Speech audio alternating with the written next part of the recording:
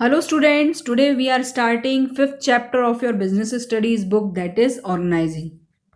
Meaning of organizing. Organizing can be defined as identifying and grouping different activities in the organization.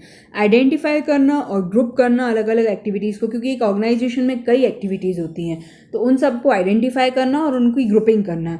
And bringing together the physical, financial and human resources. ये 3 type के resources चाहिए होते हैं एक organisation को run करने के लिए.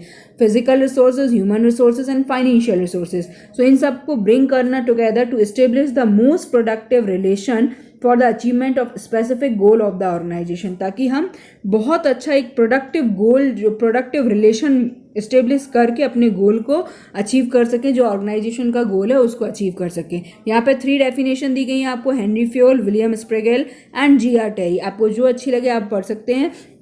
मैं फर्स्ट डेफिनेशन प्रेफर करती हूँ, मिस्टर हेनरी फ्योल की जो डेफिनेशन दी हुई है. To organize a business is to provide it with everything useful to its functioning. एक बिजनेस को अगर आप ऑर्गेनाइज करना चाहते हैं तो आपको वो सारी चीज़ें उसे देनी होगी जिसकी उसे ज़रूरत है, like raw material, like machines, tools, capital and personal skills.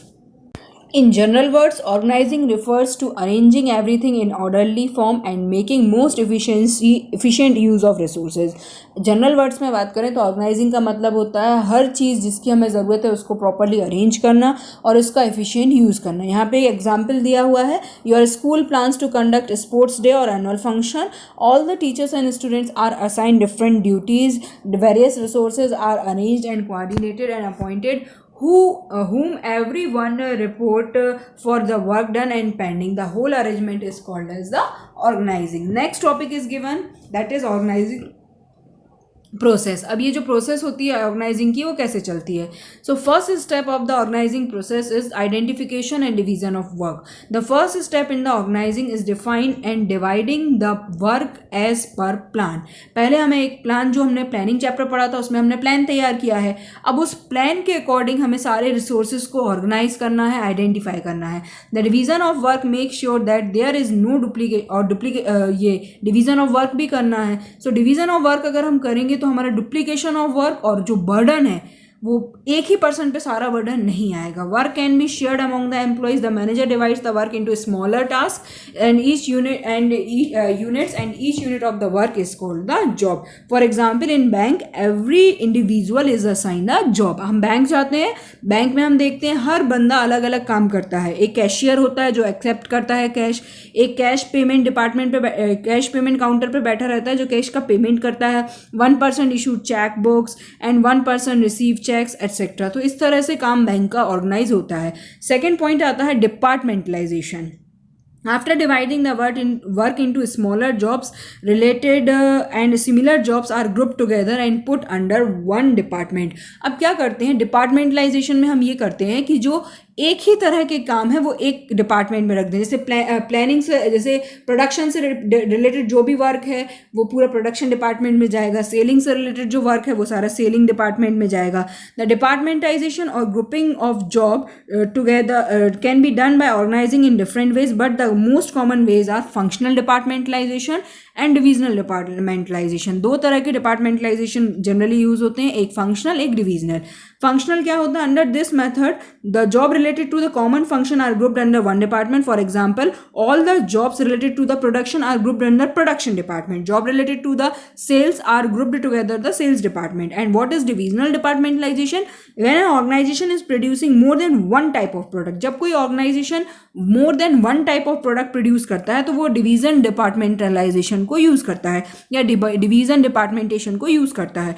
Under this job related to one product are grouped under one department. For example, if an organization is producing product like cosmetic, textile product, medicine, then jobs related to the production, sales and marketing of cosmetics are grouped under one department. Job related to the textile under one and so on. मतलब क्या करना है आपको, product के according departmentalisation आपको करना है. Next third point is assigning of the duties. अब ड्यूटीज देना है. After dividing the organisation into specialised department and individual working in different department is assign the duty matching to his skill. अब आपको duties देते time ये ध्यान रखना है कि जो जिस डिपार्टमेंट का है उसको उसके स्किल्स के हिसाब से, उसकी कैपेबिलिटीज़ के हिसाब से आपको जॉब असाइन करना है. The work is assigned according to the ability of the individual. Employees assigning duty by giving them document called job description. This document defines the content and responsibilities related to the job. Last fourth point is establishing reporting relationship. After grouping the activities of different department, the employees have to perform the job and to perform every individual needs some authority. अब क्या है, आपने duties assign कर दी, तो duty assign करने के बाद आपको उसी से रिलेटेड अथॉरिटीज़ भी देनी होंगी, तभी कोई पर्सन काम कर पाएगा. So in the fourth step of the organising process, all the individuals are assign some authority matching to the job they have to perform. The assignment of authority result in creation of superior and subordinate relationship and question of who report to whom is clarified. अब आपको क्या करना है, जब आप duty का assignment करें तो हमें पूरा प्रॉपर रिलेशनशिप समझाना पड़ेगा एम्प्लॉयज़ को कि कौन आपका सुपीरियर है, किसको आपको रिपोर्ट करना है वर्क कंप्लीट होने के बाद. ये सारी चीज़ें क्लियर होना चाहिए. The individual of higher authority becomes the superior and with less authority becomes the subordinate. With the establishment of authority managerial hierarchy gets created. एक चेन ऑफ कमांड क्लियर हो जाएगा create. Principle of scalar chain हम लोगों ने पढ़ा था second chapter में, तो उसमें एक हायरची चेन रहती है. The establishment of authority also help in creation of managerial skill and manager with the maximum authority are considered as the top level manager. Manager with little or less authority became the part of middle level manager. Middle level management and manager with minimum authority are grouped under the category of low level management. अब यहाँ organisation की जो process है उसको 4 steps में बताया है, एक फ्लो चार्ट के through. Division of work, grouping the job and departmentization, assigning of duties and establishing reporting relationship. Next topic is importance and significance of organizing. Point number 1, benefits in specialization. In organizing, every individual is assigned part of total work and not the whole task. Organizing में क्या होता है, एक person पे पूरा burden डालने की बजाय हम क्या करते हैं, काम का डिस्ट्रीब्यूशन कर देते हैं. मतलब पूरा जो होल टास्क है वो एक के ऊपर ना डाल के वर्क का डिवीजन कर देते हैं. तो due to division of work, smaller units and assignment of smaller units according to the qualification leads to specialisation. इसके कारण क्या होता है, जो वर्कर्स हैं उन्हें उनकी कैपेसिटी के हिसाब से वर्क मिलता है और उस वर्क में उनका स्पेशलाइजेशन हो जाता है. And the specialisation automatically comes when the individual is performing one job repeatedly. Next point is clarity in working relationship. In the organising function it is clearly defined that what all and how much power and authority is enjoyed by different individual और manager. Working relation clear रहता है, किसके पास क्या authority है, क्या responsibility है, उस responsibility से रिलेटेड अथॉरिटी है या नहीं है. Each manager know very clearly to whom he can give order and from whom he has to receive the order, and the superior subordinate relation is clearly defined in organizing. Organising का सबसे बड़ा benefit ये होता है कि superior और subordinate का जो रिलेशन है, कौन किसके लिए जिम्मेदार है, किसको ऑर्डर करना है, कौन किसके ऑर्डर को मानेगा, ये सब कुछ क्लियर रहता है. Next, optimum utilization of resources. In organizing function there are very few chances of duplication of work और overlapping of work because job are assign to different individual by clearing defining the job in description document. क्या होता है organising में, कहीं भी कोई chances नहीं होता है डुप्लीकेशन ऑफ वर्क का, क्योंकि जॉब जब असाइन किया जाता है किसी एक पर्सन को, एम्प्लॉयज़ को, सबऑर्डिनेट को, सुपीरियर के द्वारा, तो वो जॉब डिस्क्रिप्शन के थ्रू किया जाता है job assignment, so that there are no chances that the same work is performed by 2 or more persons, 2 or more individual. Next point, adoption to change. Whenever change takes place in the business environment, then with the help of organizing function, these changes can be adopted systematically. क्योंकि business environment certain नहीं होता, वो uncertain होता है, कब क्या change आ जाए किसी को कुछ नहीं पता रहता है. तो जो बिजनेस एनवायरनमेंट के अकॉर्डिंग चेंज आता है, तो अगर हम ऑर्गेनाइजिंग फंक्शन को फॉलो करते हैं सिस्टमेटिकली, हम इसके थ्रू चेंजेस को यूज़ कर सकते हैं, सिस्टम जो चेंजेस आए हैं उनको सिस्टमेटिकली अडॉप्ट कर सकते हैं. Because organising function creates different departments and group related activities under each department. With this change can be adopted only in that area which can be affected by these change. Suppose अब जो भी change आया है business environment से, उससे सिर्फ हमारा production department affect हो रहा है, तो सिर्फ उसमें अफेक्ट आएगा, बाकी सेल्स डिपार्टमेंट हमारा बिना किसी हर्डल के, बिना किसी प्रॉब्लम के रन होगा. मैन्युफैक्चरिंग जो से मार्केटिंग डिपार्टमेंट है उस पर भी कोई इफेक्ट नहीं आएगा. जो डिपार्टमेंट पे इफेक्ट आना है बस उसमें ही चेंज आएंगे. Next, effective administration. In the organizing function, the similar and related job are grouped under one department, which leads to unification of efforts and harmony in work. क्या होता है इसमें, हम डिपार्टमेंटेशन कर देते हैं, अलग अलग डिपार्टमेंट में काम को बांट देते हैं, लोगों को बांट देते हैं, तो उससे हमारे जो वर्क में यूनिटी बनी रहती है, जो हमारे एफर्ट्स में यूनिटी बनी रहती है और हार्मोनी बनी रहती है. The organising function establish relation between different department, keeping in mind the coordination among different departments by bringing clarity in working relationship, administrative efficiency empower. Next point, expansion and growth. With the optimum utilization of resources and proper division of work and departmentation, companies can easily meet the challenges and can expand their activities in a planned manner. क्या होता है कि अगर हमारा proper organising होगा और हम resources का प्रॉपर यूटिलाइजेशन करते हैं तो हम अपने बिजनेस को एक्सपांड भी कर सकते हैं और हमारे बिजनेस की ग्रोथ भी पॉसिबल है. Next, seventh point is development of personal. Delegation of authority is an important part of organising. By the delegation मतलब एक तरह से होता है काम को डिवाइड कर देना. आगे ये टॉपिक आएगा. Delegating the routine, the manager can concentrate to develop new methods and way of performing jobs. It gives them time to innovate new technologies and area for growth of the companies. क्या होगा, क्योंकि delegation of work रहेगा, means काम का डिवीजन रहेगा, तो नए methods, new techniques, new innovations technologies, नई सब कुछ न्यू एरियाज में वर्क कर सकता है हमारा बिजनेस. ग्रोथ अपॉर्चुनिटीज़ बहुत ज़्यादा बढ़ जाती हैं. नेक्स्ट टॉपिक जो आपकी बुक में दिया हुआ है वो है ऑर्गेनाइजेशनल स्ट्रक्चर. मीनिंग पहले पढ़ते हैं इसका कि ऑर्गेनाइजेशनल स्ट्रक्चर मतलब क्या होता है. While managers are performing organising function, the organisational structure gets created. अब जब पूरा एक ऑर्गेनाइजेशन क्रिएट हो रहा है, ऑर्गेनाइजिंग फंक्शन जब फॉलो करते हैं मैनेजर, डिपार्टमेंट्स बढ़ जाते हैं, तो एक पूरा ऑर्गेनाइजिंग स्ट्रक्चर क्रिएट हो जाता है, which defines the job position, authority, responsibility of different employees. उससे क्या हो जाता है, एक लेबल्स क्रिएट हो जाता है कि किसके पास कितनी अथॉरिटी है, उससे रिलेटेड क्या रिस्पॉन्सिबिलिटी है, क्या जॉब पोजीशंस हैं. सो हम कह सकते हैं कि organising structure organisational structure can be defined as network of job position, responsibility and authority at different levels. It can be called as a framework within which managerial and operational tasks are to be performed. एक framework है जिसके अंदर managers को अपना काम करना है और operational level के लोगों को अपना काम करना है. It specifies the relation between people, work and resources. Span of management gives shape to the organizational structure. अभी एक टॉपिक आता है, अक्सर बोर्ड में पूछा गया है, स्पान ऑफ मैनेजमेंट क्या होता है, तो इसको पढ़ लेते हैं. Span of management means how many employees और subordinate can be effectively managed by one manager और how many subordinate can be controlled by one superior. Span of management मतलब ये होता है कि कितने लोग या कितने लोगों को एक सुपीरियर, एक मैनेजर कैसे उनको इफेक्टिवली मैनेज कर सकता है, वो स्पान ऑफ मैनेजमेंट कहलाता है. When the authority and responsibility relationship are established in organizing process, then the manager must keep in mind the span of control. After deciding the span of scalar chain is developed of all superior and subordinate, because of span of control clearly specifies who report to whom. अब इसके बाद जो concept दिया है आपको, वो दिया है इंपॉर्टेंस ऑफ ऑर्गेनाइजेशनल स्ट्रक्चर. तो ऑर्गेनाइजेशनल स्ट्रक्चर का क्या इंपॉर्टेंस है, फर्स्ट पॉइंट दिया हुआ है, structure organise properly all the operation of the business and ensure better flow of communication. अगर हम ऑर्गेनाइजेशनल स्ट्रक्चर बनाते हैं, ऑर्गेनाइजेशनल स्ट्रक्चर फॉलो करते हैं, तो हमारे जो बिजनेस के वर्क होंगे, बिजनेस ऑपरेशंस होगा, वो प्रॉपरली होगा और एक फ्लो ऑफ कम्युनिकेशन बेटर बना रहेगा, क्योंकि लोगों को पता रहेगा ना कि हु रिपोर्ट टू हुम, किसको किससे बात करनी है, किसको किसको अपनी आंसर पहुंचाना है, किससे ऑर्डर मिलेगा, एक फ्लो ऑफ कम्युनिकेशन ईजी हो जाएगा. Second point, a clear structure makes it easy to check the responsibility of each part of business. Next, a clear idea about the working style of an enterprises can be known from organizational structure. एक clear idea मिल जाएगा कि हमारे enterprises का working style क्या है.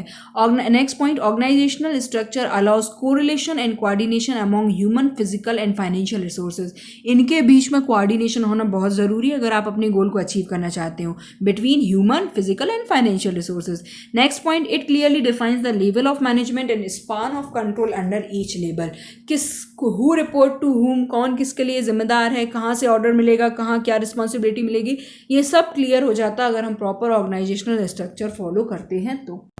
Next topic, types of organizational structure. Whenever the manager is performing organizing function, it result in the formation of organizational structure. जब भी कोई मैनेजर ऑर्गेनाइजिंग फंक्शन को फॉलो करता है, परफॉर्म करता है, तो एक ऑर्गेनाइजेशन स्ट्रक्चर क्रिएट हो जाता है जो बताता है कि हमारा ऑर्गेनाइजेशन किस स्टाइल में वर्क करता है. The organisational structure can be defined as a network of job position, responsibility, authority at different level of the organisation. अब यहाँ पे दिया है इन्होंने कि 2 टाइप्स के होते हैं organisational structure. First is functional structure and second is divisional structure. अभी हम लोग ने प्रोसेस में डिपार्टमेंटेशन पॉइंट पढ़ा था, उसमें भी पढ़ा था एक फंक्शनल डिपार्टमेंटेशन होता है और एक डिविजनल डिपार्टमेंटेशन होता है. उसी तरह एक होता है फंक्शनल स्ट्रक्चर और एक होता है divisional structure. First, functional structure. When the activities or jobs are grouped keeping in mind the function or the jobs, then it is called functional structure. जब फंक्शन के हिसाब से हम जॉब या एक्टिविटीज़ को डिस्ट्रीब्यूट करते हैं तो जो ऑर्गेनाइजेशन स्ट्रक्चर क्रिएट होता है वो होता है functional structure. For example, all the jobs related to the production are grouped in the production department. Job related to sales grouped under the sales department. Jobs related to purchase are come under the category of purchase department. So within the department also grouping is done on the basis of specialized function. Even territory wise grouping is also included in the functional structure. North region, south west, इस तरह से division कर दिया जाता है तो वो कहलाता है functional structure. For example, production department can be further classified as the store department, quality control department, assembly department. Within each department and sub department a chain of superior and subordinate created specifically. अब next कुछ point advantage के points दिए हुए हैं, कुछ disadvantage के points दिए हुए हैं. फर्स्ट एडवांटेज का पॉइंट दिया है, अगर फंक्शनल स्ट्रक्चर फॉलो करते हैं तो पहला सबसे बेस्ट बेनिफिट मिलेगा वो मिलेगा occupational specialisation. Since in functional structure emphasis is placed on the specific function, this promotes efficiency in the utilization of manpower, as by performing similar job their performance improves and they become specialized in the task. क्या होगा, क्योंकि आप उनके work के according आप उनको task दोगे, वो रिपीटेडली वो टास्क करेंगे तो उससे उनका स्पेशलाइजेशन क्रिएट हो जाएगा एम्प्लॉयज़ का. Promotes, next point, promotes control and coordination within the department. Due to similar activities grouped in one department there is easy supervision and better control. क्योंकि उन्हें पता है एम्प्लॉयज़ को कि हमें इसी डिपार्टमेंट में वर्क करना है, तो उनके साथ जो लोग काम करेंगे, जिनके सुपरविजन में वो काम करेंगे, उनके बीच एक अच्छा कोऑर्डिनेशन क्रिएट हो जाएगा. Increase in managerial and operational efficiencies and it leads to minimum duplication of efforts. क्योंकि वर्क अकॉर्डिंग टू स्पेशलाइजेशन या अकॉर्डिंग टू कैपेबिलिटीज़ दिए गए हैं तो डुप्लीकेशन ऑफ वर्क तो होगा नहीं. Easy and effective training and due attention to different function. अब इसके कारण कुछ डिमेरिट, कुछ डिसएडवांटेज भी निकल के आएंगे फंक्शनल स्ट्रक्चर के. वो क्या है, जैसे फर्स्ट है place less importance to overall objective of the organisation. Functional structure places less emphasis on the overall enterprises objective than the objective pursued by the functional head. They fail to give priority to the organisational interest. एक तरह से ये हो जाएगा कि production department के जो head हैं वो अपने ऑब्जेक्टिव पे वर्क करेंगे, मेनली सेल्स डिपार्टमेंट के हेड सेल्स डिपार्टमेंट के ऑब्जेक्टिव को अचीव करने की कोशिश करेंगे. मीन्स सब अपने अपने ऑब्जेक्टिव पे वर्क करेंगे और उनका जो ग्रुप ऑब्जेक्टिव है, या कहना चाहिए कि जो ऑर्गेनाइजेशन का ऑब्जेक्टिव है, उस पर फोकस थोड़ा कम हो जाएगा. Next, problem of coordination. As each department is specialized in their own function, so they fail to understand the priority of other department. Problem of coordination create हो सकती है क्योंकि सभी लोग अपने अपने डिपार्टमेंट में स्पेशलाइज्ड हैं, तो कभी कभी ये एक वो जो रिलेशन होता है कभी कभी ख़राब भी हो जाता है. हम ये अपने डिपार्टमेंट के बारे में बताएंगे, वो अपने डिपार्टमेंट अपनी अपनी चलाने वाली जो टेक्निक होती है वो यहाँ पे प्रॉब्लम क्रिएट कर सकती है. Inflexibility. In functional structure employees develop narrow and perspective as they get training in one area or skill only, they cannot transfer to other department. कभी कभी ऐसी कंडीशन भी क्रिएट हो जाती है कि एम्प्लॉय जो है वो पर्टिकुलर एक ही वर्क में अपनी ट्रेनिंग ली है उन्होंने, या नैरो पर्सपेक्टिव के हो जाते हैं, तो वो कभी अगर आप उनको दूसरे डिपार्टमेंट में शिफ्ट करना चाहो तो काफ़ी प्रॉब्लम क्रिएट होगी. Next, conflict of interest. There can be conflict of interest between different department. Example, sales department insist on giving discount to interest sale. Finance department put objection as it will reduce the revenue. कभी कभी conflict भी create हो सकती है. Sales department वाले बोलेंगे अगर हमें सेल को इंक्रीज़ करना है तो हमें क्या करना है, डिस्काउंट देके इंक्रीज़ करना है, पर फाइनेंस डिपार्टमेंट बोलेंगे उससे रेवेन्यू कम हो जाएगा. तो इन आपस में इन दोनों में मतभेद होने की कंडीशन ज़्यादा क्रिएट होगी. Next point is difficulty to fix accountability. Accountability मतलब होता है who answer to whom. In case of failure of organizational objective, the department head blames other department, as all department are interrelated and it is very difficult to find out which department is going against the organizational goal. एक दूसरे पे blame करने लगते हैं, department के heads हैं. अब ये समझ नहीं आता उस कंडीशन में कि किसके कारण जो ऑर्गेनाइजेशनल का गोल है वो अचीव नहीं हो पाया है. अब यहाँ पे एक स्ट्रक्चर आपको दिया हुआ है. फंक्शनल स्ट्रक्चर इस तरह से बनता है. Board of directors, managing director के अंदर हो जाएंगे प्रोडक्शन डिपार्टमेंट के हेड, मार्केटिंग डिपार्टमेंट के हेड, फाइनेंस डिपार्टमेंट के head, purchase department. Production department का वर्क उसके पॉइंट के नीचे दिया हुआ है, processing, quality control, repair, maintenance. Marketing department का वर्क हो जाएगा advertising, sales, customer service and research. Finance department capital structure, finance की पूरा अरेंजमेंट करेगा, फाइनेंस प्लानिंग करेगा. Purchase department purchase of raw material, input, machinery etcetera. ये इस तरह से फंक्शनल स्ट्रक्चर क्रिएट होगा. अब कहाँ स्ट्रक्चर ये सूट करेगा, सूटेबिलिटी ऑफ दिस स्ट्रक्चर, जहाँ division of work as per function हो, specialization in every function, grouping of similar nature of jobs and uniproduct और single one type of product is manufacturing company अगर होती है तो वहाँ ये सिस्टम बेस्ट है अगर आप फंक्शनल स्ट्रक्चर को फॉलो करते हैं तो. नेक्स्ट होता है divisional structure.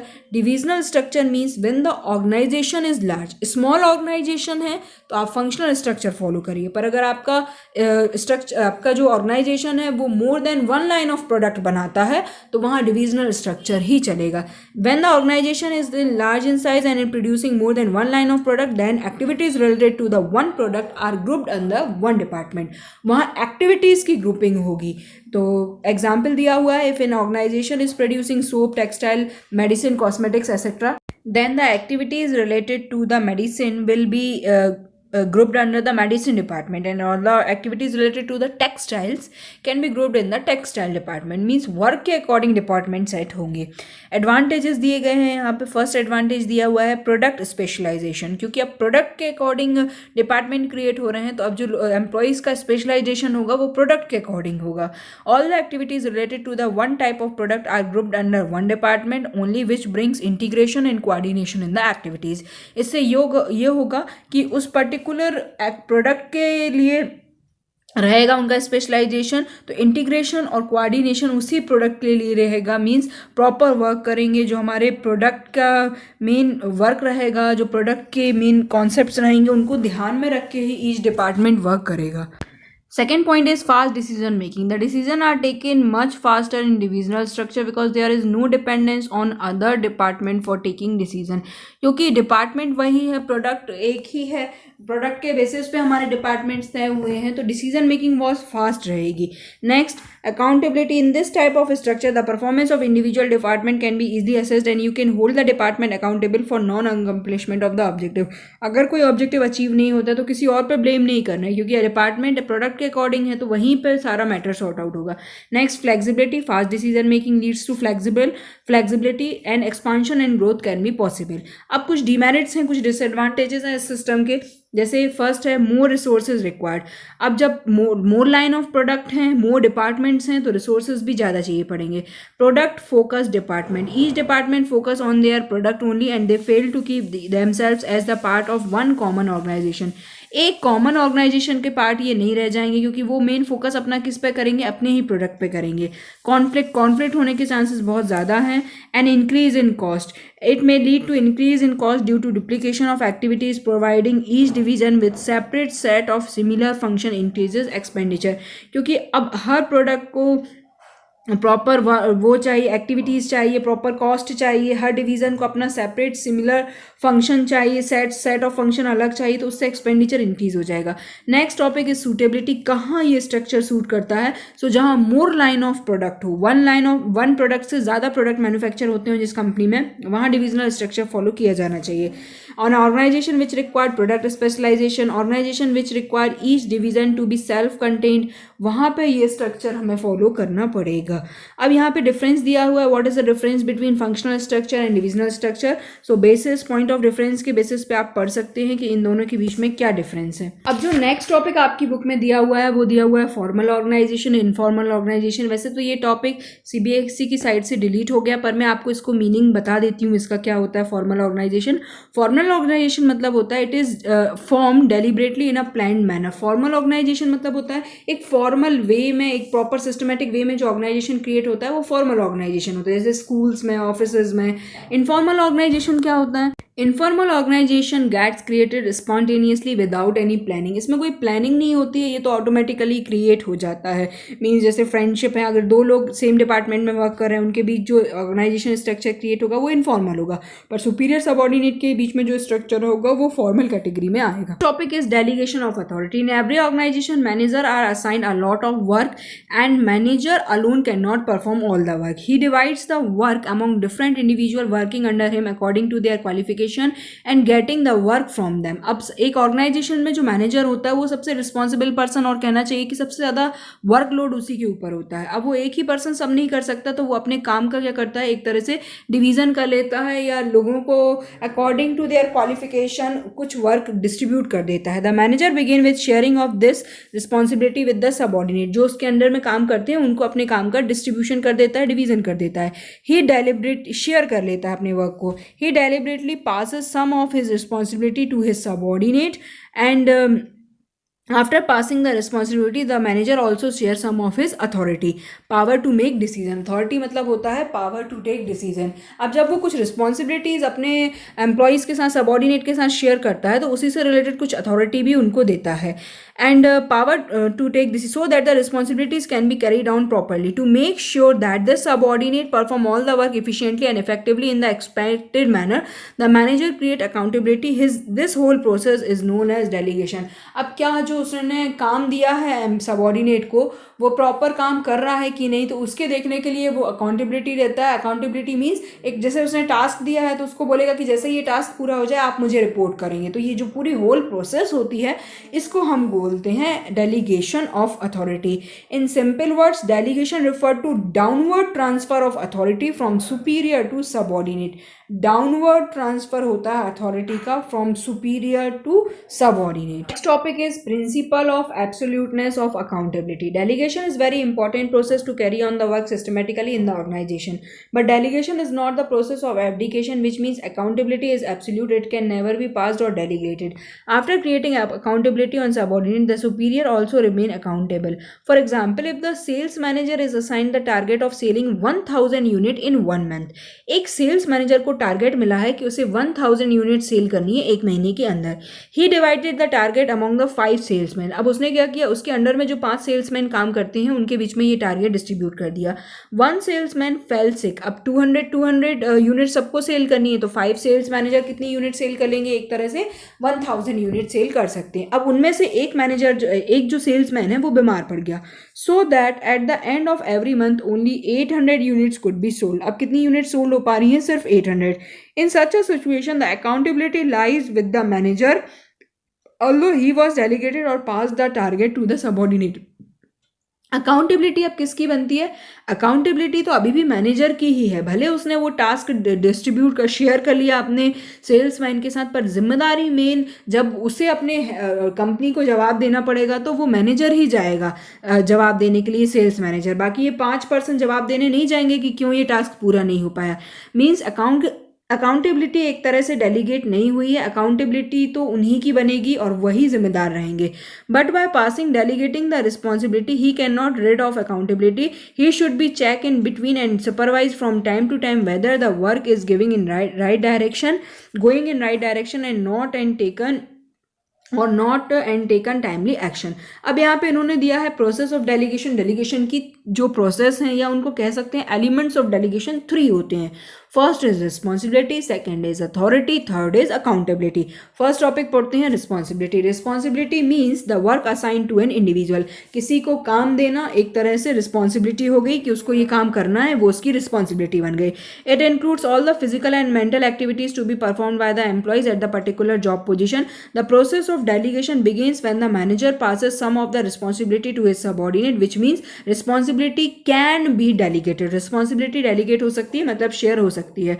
features of responsibility are responsibilities are the obligation of the subordinate to perform assigned duty. जो हमारे मैनेजर ने सबऑर्डिनेट को या सुपीरियर ने सबऑर्डिनेट को जो वर्क दिया है, तो अब ये सबऑर्डिनेट की जिम्मेदारी बनती है कि उसे वो काम करके पूरा देना है. It arises from superior and subordinate relationship because subordinate is bound to give to perform the duty assigned by his superior, and responsibilities flow upward because subordinate will always responsible to his superior.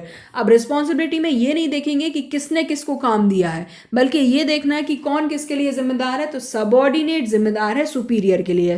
तो responsibility हमेशा कैसी flow होती है? Upward, from subordinate to superior. Next is authority. Authority means power to take decision, to carry on the responsibility over every employees have some authority. अब आप जब employees को कुछ सबॉर्डिनेट को कुछ रिस्पॉन्सिबिलिटीज़ दी जाएंगे तो उसी रिस्पॉन्सिबिलिटीज से रिलेटेड कुछ अथॉरिटी भी डेलीगेट की जाएंगी। So when the manager are passing their responsibilities to the subordinate, they also pass some of the authority to the subordinate. The delegation of authority is the second step of the organizing process, while sharing the authority keeping in mind the authority matching to the responsibility. जब आप responsibility देने के बाद authority दे subordinate को, तो superior को ध्यान रखना है कि जो अथॉरिटी हो वो रिस्पॉन्सिबिलिटी से ही रिलेटेड हो। ऐसा ना हो कि हम उसको ओवर अथॉरिटी दे दें, एक्सेस अथॉरिटी दे दें, या हम उसे कम लेस अथॉरिटी दें। जो अथॉरिटी दें उस टाइम हमें ये ध्यान रखना है कि रिस्पॉन्सिबिलिटी से मैच होती ही अथॉरिटी हमें डेलीगेट करना है। फीचर्स ऑफ अथॉरिटी दिए हुए हैं। In a formal organization, authority arises or originate from the individual's positive authority refer to power to take decision. Authority determines superior and subordinate relationship, and authority is restricted by law, rules and regulation of the organization. Authorities arise from scalar chain. Authorities flows downward from superior to subordinate. Authority हमेशा कहाँ से कहाँ delegate होती है? Downward delegate होती है, superior से subordinate, और रिस्पॉन्सिबिलिटी अपवर्ड डेलीगेट होती है। जितनी अथॉरिटी उतनी रिस्पॉन्सिबिलिटी, या कह सकते हैं जितनी रिस्पॉन्सिबिलिटी उतनी ही authority. Next is accountability. Third process step of delegation is accountability, to make sure that the employees और subordinate perform to their best responsibility, or we can say that to perform their responsibilities their expected manner, the accountability is created. अब हमें ये देखना है कि हमने employ को, subordinate को जो वर्क दिया है वो प्रॉपर वो रिस्पॉन्सिबिलिटी को पूरा कर रहे हैं कि नहीं, जो हमारी एक्सपेक्टेशन है उसके अकॉर्डिंग कर रहे हैं तो कि नहीं। उसके लिए अकाउंटेबिलिटी क्रिएट की जाती है। Accountability means subordinate will be answerable for non completion of the task. Creating accountability is the third step of the delegation process. The accountability cannot be passed or delegated. ये पास नहीं होगी. It can only be shared with the subordinate, which means even after delegating responsibility and authority, the manager will be accountable for the non-completion of task. Incharge बना देते हैं। अब अगर काम पूरा नहीं होगा तो वो इंचार्ज ही हमें आके आंसर करेगा कि ये वर्क क्यों पूरा नहीं हुआ है। If the production manager is given the target of producing 20 machines in 1 month, then he divided this target among the 4 foremen working under him. 5 machines to be produced by each foreman, but one foreman could not achieve the target. At the end 17 machines are produced. Then the production manager will be accountable for the non completion of the task. Features of accountability are: accountability refers to answerable for the final output. It cannot be delegated. It enforced through regular feedback, and it flows upward. From subordinate will be accountable to his superior. So responsibility और accountability upward flow होती है, but authority downward flow होती है। Next topic is importance of delegation. The first point of importance is effective manager. Effective management. In the delegation process, manager pass routine work to the subordinates, so they are free to concentrate on their important matters. The main job of manager is to get the work done efficiently, and by delegating the authorities and responsibility, manager can do the work and get the work done efficiently and effectively from the subordinate. क्या होता है, क्योंकि delegation कर देते हैं, share कर लेते हैं अपने टास्क को, तो जो इंपॉर्टेंट मैटर्स हैं उन पर फोकस कर पाता है मैनेजर, और काम है वो इफिशिएंटली और इफेक्टिवली पॉसिबल हो पाता है। Next point is employees development. As a result of delegation, employees get more opportunities to utilize their talent. अब क्या है, मैनेजर ने जो वर्क है वो क्या कर दिया, डेलीगेट कर दिया है एम्प्लॉयज़ के बीच में, या कहना चाहिए सबॉर्डिनेट के बीच में, तो उससे उनके खुद के स्किल्स डेवलप होंगी और उन्हें एक नई अपॉर्चुनिटी मिलती है कि वो अपने टैलेंट्स को डेवलप करें, अपने स्किल्स को डेवलप करें, कॉम्प्लेक्स से कॉम्प्लेक्स टास्क को वो कैसे पूरा करेंगे उसमें वो अपने स्किल्स मेंटेन कर पाते हैं. Next point, motivation of employees. In the delegation when the manager is sharing his responsibility and authority with the subordinate, it motivates the subordinate to develop the feeling of belongingness and trust. एक जो feeling generate होना बहुत ज़रूरी है employees के बीच में trust की, और अगर डेलीगेशन प्रोसेस को हम फॉलो करते हैं तो हम उस फीलिंग को जनरेट कर सकते हैं अपने सबऑर्डिनेट के बीच में। उनके मन में एक ये फीलिंग आ जाएगी कि हाँ, हमारा मैनेजर हम पे ट्रस्ट करता है, तभी उसने हमें इतनी बड़ी रिस्पॉन्सिबिलिटी दी है और हमें इस काम को पूरा करना ही करना है। Next point is facilitates organizational growth. In the process of delegation when the manager are passing their responsibility and authority to the subordinate, they keep in mind the qualification and capability of the subordinate. This leads to division of work and specialization, which is very important for organizational growth. अब organisational growth के लिए सबसे ज़्यादा ज़रूरी है कि हमारे पास specialisation वाले, प्रॉपर स्किल्स वाले, प्रॉपर कैपेसिटी वाले एम्प्लॉयज़ हों। और इसको प्राप्त करने के लिए ज़रूरी है कि हम जब डेलीगेशन करें, मैनेजर्स जब डेलीगेशन करें अथॉरिटी रिस्पॉन्सिबिलिटी का, तो वो क्वालिफिकेशंस को देख के अगर डेलीगेशन करते हैं तो स्पेशलाइजेशन तो हमारे वर्कर्स का, हमारे जो सबऑर्डिनेट है उनका स्पेशलाइजेशन हो सकता है और ऑर्गेनाइजेशन की ग्रोथ पॉसिबल है। Basis of managerial hierarchy, delegation establish superior and subordinate relationship which is the base of hierarchy of the managers. hierarchy मतलब होता है एक तरह से जो हमारे managers का division है ना, top, middle और low. The extent of power delegated to the subordinate decides who will report to whom and the power at each job position at the forms the management hierarchy. क्या होगा कि जो हमारे अगर management हायरची proper हम follow करेंगे तो ये क्लियर रहेगा कि हु रिपोर्ट टू हुम, किसके क्या जॉब पोजीशन है, जॉब पोजीशन से रिलेटेड किसकी क्या रिस्पॉन्सिबिलिटी है, क्या अथॉरिटी है, ये सब भी क्लियर रहेगा। Next point is better coordination and next is reduce the workload of the manager. ये पूरी प्रोसेस अगर हम फॉलो करते हैं डेलीगेशंस की तो ऑब्वियस है कि जो हमारा मैनेजर है, सब पहले तो वर्कलोड उसका ही कम होगा और हमारे जो अदर लोग काम कर रहे हैं अंडर में, मैनेजर के अंडर में जो सबऑर्डिनेट काम कर रहे हैं, मीन सुपीरियर के अंडर में जो सबऑर्डिनेट काम कर रहे हैं, उनके बीच में एक कोऑर्डिनेशन क्रिएट होगा क्योंकि उन्हें एक टास्क दे दिया जाएगा, उन्हें तो वो पूरा करना ही है। सो वो फोकस करेंगे अपने टास्क को पूरा करने के लिए। इसके कारण उनके बीच में क्या होगा, एक बेटर कोऑर्डिनेशन भी क्रिएट होगा और मैनेजर के ऊपर से वर्कलोड कम भी हो जाएगा। Next important topic of this chapter is centralization and decentralization. Centralization refers to concentration of power of authority in few hands. जब हम सारी पावर, सारी अथॉरिटी सिर्फ टॉप लेवल मैनेजमेंट के पास ही रखें तो वो ऑर्गेनाइजेशन किसका पार्ट हो गया, एक तरह से सेंट्रलाइजेशन का। An organization is centralized when the decision making authority in the hands of top level management only and decentralization can be defined as systematic and even distribution of authority at every level of management. Decentralization या decentralized organization कब होगा, जहां distribution of authority at every level of management होता है। Under decentralization every employee is working at different level gets some share in authority. Decentralization is a policy matter and manager plan in advance whether to go for centralized or decentralized policy. अब ये manager decide करते हैं कि हमें centralised policy को use करना है या डिसेंट्रलाइजेशन पॉलिसी को यूज़ करना है। Some companies follow a mixed policy of centralization and decentralization. They keep the important matter such as financial decision, structural decision with the top level management and only share common decision with the people working at different level, as generally organization can never completely centralized and completely decentralized.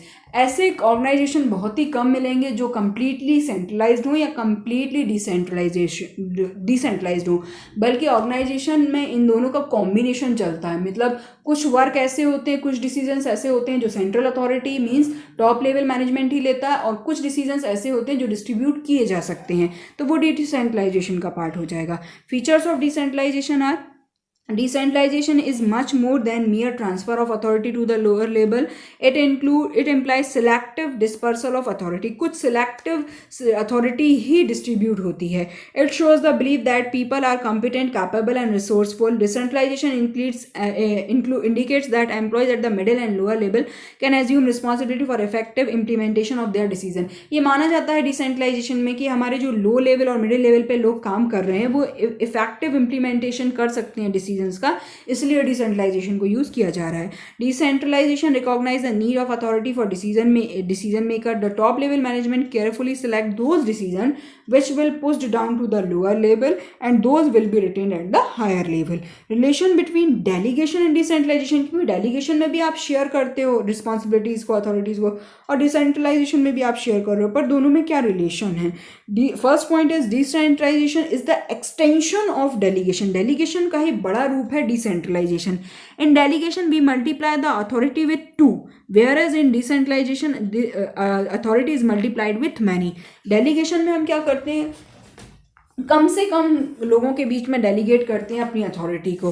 और decentralisation में क्या करते हैं हम, जैसे delegation में आपको एक स्टेप फॉलो करना है कि डायरेक्टर के बाद आप प्रोडक्शन हेड को दोगे, प्रोडक्शन हेड फिर प्रोडक्शन मैनेजर को बताएगा, फिर वो सुपीरियर। एक हम लोगों ने प्रॉपर अथॉरिटी का वे फॉलो किया। पर डिसेंट्रलाइजेशन में क्या होता है, हम कई लोगों के साथ अथॉरिटी को शेयर करते हैं। Because systematic delegation taking place at every level will result in evenly distribution of authority, and responsibility at every level result in decentralization. If delegation is restricted to certain level only, if there will be no complete decentralization. For example, if the director give the responsibility to production head to complete the target of 50,000 units per annum and authorize him to hire the required worker. अब देखिए, जैसे director ने target दिया है production head को कि आपको 50,000 units per annum, पूरे साल में 50,000 यूनिट्स का टारगेट मिला है कि प्रोड्यूस करना है, एंड अथॉरिटी उनको दी है कि आप वर्कर्स आप खुद ही हायर करेंगे, मतलब प्रोडक्शन हेड हायर करेंगे वर्कर्स जिनसे उन्हें काम करना है, decide there salary and working conditions. The production head further share his responsibility and authority with the production manager to achieve the target and select the workers. The production manager share his responsibility and subordinate with the supervisor who directly deal with the workers and authorize them to select the worker. The sharing of authority and responsibility between director, production head, manager, subordinate result in the systematic distribution of authority at every level automatically. That is why we say systematic delegation leads to decentralization. पहले target set किया director ने फिर किसको बताया, production head ने बताया अपने under में जो उसके अंडर में वर्क करते हैं, मींस अंडर में जो उनके वर्क कर रहे हैं वो है मैनेजर, फिर मैनेजर ने डेलीगेट किया किसको, वर्कर्स के लिए. तो अगर आप प्रॉपर डेलीगेशन करते हैं तो ऑटोमेटिकली ही प्रॉपर डिसेंट्रलाइजेशन फॉलो हो जाता है. In delegation of authority is shared between 2 persons and manager and subordinate, whereas in decentralization people at every level are involved. Likewise we see here directors, production head, manager, subordinate, etc. Second, delegation is necessary in every organization but decentralization is optional. हर organization में delegation तो ज़रूरी है पर decentralization optional है. Delegation is an essential part of every organization. No organization can work without using delegation as there is no individual who can do all the work himself only. कोई अकेला सारा काम नहीं कर सकता, डेलीगेशन तो करना ही पड़ेगा. Delegation is a tool to get the work done efficiently and effectively through others, whereas decentralization is required when the organization grow, expand, and not only top level management can manage all the things. Simple सी बात आप इसमें ये समझ सकते हैं कि एक ही पर्सन सारे काम नहीं कर सकता. मैनेजर अगर टॉप लेवल में वर्क कर रहा है तो टॉप लेवल पे मैनेजमेंट ही सारे काम नहीं कर सकता. उसने तो बस आपको टारगेट दे दिया है, डिसीजन बता दिया है, काम वर्कर्स को ही करना पड़ेगा. तो ज़रूरी है कि अगर हम अपने ऑर्गेनाइजेशन की ग्रोथ चाहते हैं तो हम प्रॉपर डेलीगेशन को फॉलो करें. नेक्स्ट टॉपिक दिया है importance of decentralization. First point is develop initiative among subordinate. Passing of authority at middle lower level shows the trust and faith of the top level in their subordinate, and this trust and faith motivate the employees to working at different level. क्योंकि जब आप delegate करते हो या decentralise करते हो authority को तो आपने जो टॉप लेवल मैनेजर है वो मिडिल और लो लेवल के बीच में डेलीगेट करेंगे अपनी अथॉरिटीज़ को. तो उससे ये प्रूव होता है कि जो टॉप लेवल मैनेजर हैं वो कितना ट्रस्ट रखते हैं, कितना फेथ रखते हैं एम्प्लॉयज़ के ऊपर. उसके कारण वो एम्प्लॉयज़ मोटिवेट होंगे काम करने के लिए. Next, develop managerial talent for future. In the decentralization, manager working at lower level and middle level also learn the art of making decision. अगर प्रॉपर डिसेंट्रलाइजेशन हम करते हैं तो जो हमारे मैनेजर हैं जो लो लेवल पर वर्क कर रहे हैं वो भी सीखते हैं कि कैसे डिसीजन लिया जाता है. They get the experience of performing activities of the top executive and learn to manage the authority given to them. So decentralization process prepares the manager working at low and middle level to perform the task of the top level. एक तरह से उन्हें भी मौका मिलता है कि वो भी लो और टॉप जो लो लेवल के लोग हैं वो टॉप लेवल और मिडिल लेवल के लोगों का थोड़ा बहुत काम करते हैं. एक तरह से डिसीजन मेकिंग अथॉरिटी को वो भी यूज़ कर सकते हैं. Next is quick decision making. In the decentralization process decision making is not restricted in few hands only, but decision making power is entrusted to all the managers who are taking action or performing the activities. This leads to faster decision making. अब क्या हुआ है, decentralisation को follow किया है तो decision making authority सिर्फ कुछ हाथों में नहीं है बल्कि मैनेजर्स के बीच में बटी हुई है। तो अब मैनेजर जल्दी डिसीजन ले, अगर कोई भी प्रॉब्लम आती है या डिसीजन लेने की नौबत आती है तो वो जल्द से जल्द डिसीजन लेके अपनी एक्टिविटीज़ को परफॉर्म करते हैं। इससे अपॉर्चुनिटी को बेनिफिट हमें प्रॉपर मिल सकेगा। Next, relief to the top level management. अब ये जो सारी प्रोसेस है इससे ज़्यादा सबसे ज़्यादा फायदे में कौन रहता है, टॉप लेवल मैनेजमेंट। उन्हें मेंटल एक्सरसाइज कम हो जाता है, ओवरबर्डन वो अब नहीं रहते हैं। Next point is facilitates growth. Decentralization grants more autonomy or freedom to the lower level. This help the subordinate to do the work in the manner best suited for their department. अब क्योंकि काम का बस हमने तो target दे दिया top level manager ने कि आपको ये टारगेट पूरा करना है, बाकी डिसीजन तो सारा उस लेवल के मैनेजर का या उस डिपार्टमेंट के लोगों का रहेगा। तो इससे वो क्या होगा, ईजिली काम कर सकेंगे। जो मेथड उन्हें सूट कर रही है वो उसी मेथड को यूज़ करेंगे, बस टारगेट को पूरा करना चाहेंगे।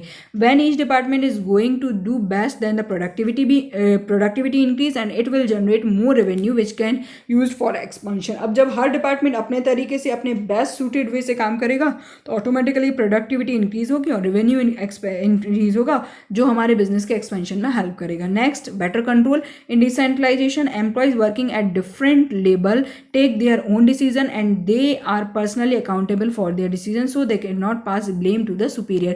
अब वो खुद अपना डिसीजन ले रहे हैं, अपने आप के लिए अकाउंटेबल हैं, एक तरह से अपने हेड के लिए अकाउंटेबल हैं जो उनके डिपार्टमेंट हेड है। तो वो एक दूसरे पे ब्लेम नहीं कर सकते, एक दूसरे पे एक डिपार्टमेंट दूसरे डिपार्टमेंट पे ब्लेम नहीं करेगा। अब फाइनल कंक्लूजन क्या मिलता है हमें से, एक कंक्लूजन हमें मिलता है, as a conclusion it must be noted in spite of benefits of decentralization should be applied with the caution and care. हालांकि हमने पढ़ा कि इसके डिसेंट्रलाइजेशन के बहुत सारे बेनिफिट है, पर इसके साथ साथ जब हम डिसेंट्रलाइजेशन करें तो हमें हमेशा कॉशियस रहना है, अवेयर रहना है, सतर्क रहना है। It can lead to disintegration of organization if the departments start operating on their own guidelines। बस ध्यान क्या रखना है टॉप लेवल मैनेजर को कि जो उन्होंने वर्क डेलीगेट किया है वो प्रॉपर हो, गाइडलाइंस उनकी हो और काम मिडिल और लो लेवल का हो। अगर वो अपनी गाइडलाइंस पे काम करने लगेंगे तो वो ऑर्गेनाइजेशन के इंटरेस्ट के अपोजिशन में जाने लगेगा। Decentralization must be balanced with the centralization in the area of major policy decision. जहाँ बड़ी बड़ी पॉलिसीज़ हैं, ऑर्गेनाइजेशन के हित के लिए पॉलिसीज़ हैं, क्या सही है क्या गलत है, जब उसकी बात आए तो सेंट्रलाइज्ड हो जाना चाहिए ऑर्गेनाइजेशन, मैं ये कहूँगी। और जहाँ आपको वर्किंग की बात आए तो डिसेंट्रलाइज्ड हो जाना चाहिए, तभी हम अपॉर्चुनिटी का बेस्ट यूटिलाइजेशन कर सकते हैं। अब आपकी बुक में डिफरेंस दिया हुआ है डिसेंट्रलाइजेशन एंड डेलीगेशन का डिफरेंस, ये आप अपनी बुक में पढ़ सकते हैं, ये पेज नंबर 201 पे दिया हुआ है। इसके बाद ये चैप्टर फिनिश होता है। नेक्स्ट वीडियो में मैं आपको नेक्स्ट चैप्टर स्टार्ट करूँगी, वो है चैप्टर 6 दैट इज स्टाफिंग।